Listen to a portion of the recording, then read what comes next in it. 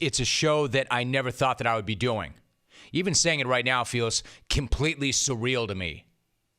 I cannot believe that Kobe Bryant is gone. I mean, it makes absolutely no sense at all. It doesn't add up. It does not compute. It does not line up that Kobe Bryant died yesterday in a helicopter crash in Calabasas.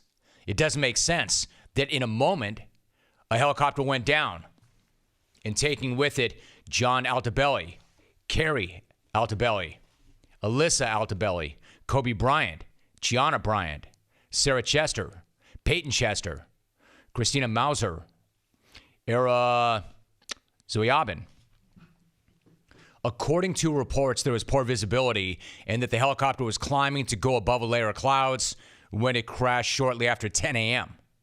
When I first saw the tweet from TMZ, I thought, it's a hoax. I thought they had been hacked. It has to be a hoax.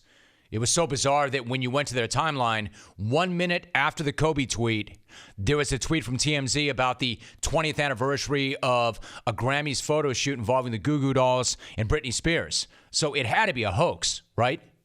But as time passed, it was clear that it wasn't. It reminds me of when Pat Tillman died. Pat Tillman had enlisted. And when you do that, anything can happen. You know the risks. But I never thought that Pat would not come home. The idea that he would not come home was impossible for me to comprehend. I never thought that Pat Tillman would die. Just like I never thought that Kobe Bryant would not be here.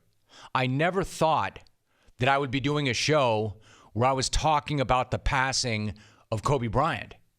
Like, obviously, I know that Kobe Bryant was a human being. The only thing guaranteed as a human is that you will perish. You will die. We all will. But I never actually thought about Kobe dying. I certainly never thought it would happen on a random Sunday morning in January. I mean, the shock of it is just unbelievable. It's unfathomable to me. It's even more surreal that it happened in Calabasas, where I grew up, a place that I know so well, and right near a road that I used to go up and down every day to go to middle school.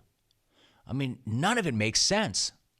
The cliche is that it feels like a really bad dream, but that's exactly how this feels, like the worst nightmare imaginable.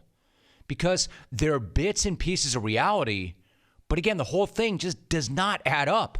Like so many things, like so many others, I'm having trouble processing it. I'm having trouble getting my head around it. And then there are moments where the shock starts to wear off, and then the horrible sadness begins to sink in. And the whole thing is just so horrific. Horrific for Kobe's wife, Vanessa, and their daughters. Awful, awful for the friends and the family of the Altobellis. For Christina Mauser's husband and family. For the friends and family of Sarah and Peyton Chester. And the friends of the family of Era Zabayan. If you want to call in and talk about this and grieve, share your memories, whatever you want to do, I'm here for it. If you'd rather email because that feels easier, go ahead and do that. Because this one really hurts. And if you aren't from LA, if you're not from LA and you're not a Laker fan, it might seem strange that people are this emotionally connected and attached to one athlete. And I understand that too. I've seen this before when something tragic happens to a celebrity. And to be really honest, there is a small part of me in the back of my mind where I would think, how are you that connected? You don't know that person. You've never met that person. But now that I'm in Los Angeles and I see this, I do understand in a way better than I ever did in the past. Because even if you didn't know him or you were not a Laker fan or you're not in this town, this city had an extremely unique relationship with that person. And that person had an extremely unique relationship with this city. It was unlike anything else. There have been other amazing athletes who have played here, other icons who have played here, but none of them were embraced by this city as Kobe. None of them embraced the city the way he did. And it wasn't just about the championships or the MVP trophies or the All-Star Game appearances. I mean, given the relationship between Kobe and LA, you would have thought that he had grown up here, not on the East Coast.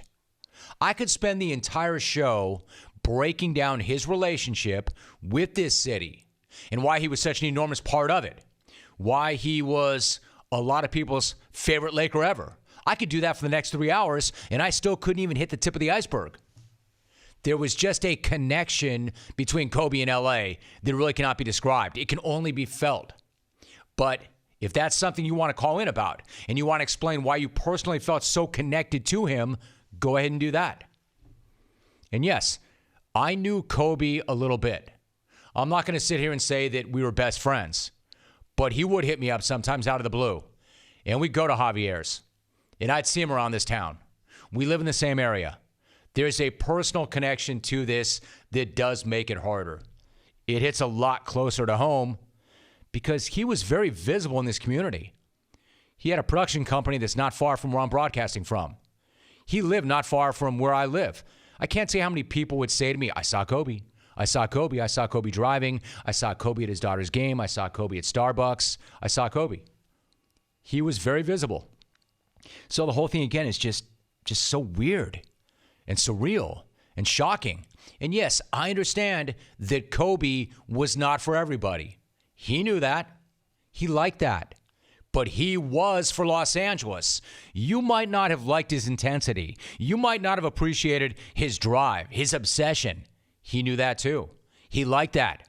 He didn't care if you rooted for him or not. He was okay with that. In fact, he was more than okay with that. On the court, in the gym, in the weight room, he was fierce. His ferocity was the stuff of legend. A ferocity that you never ever see. A drive to constantly get better. Relentlessly looking to improve upon everything. As he once told Jackie McMullen, quote, I could never understand why winning wasn't the most important thing to everyone. Why are you here then? End quote. And of course, that was the force that drove him. That was the chip. Winning. Getting better. Being better.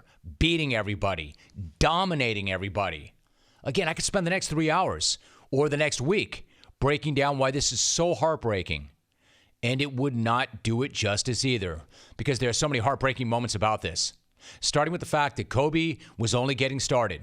I mean, it seems crazy to say that after nearly 2 decades in the NBA, Kobe Bryant was just getting started, but he was.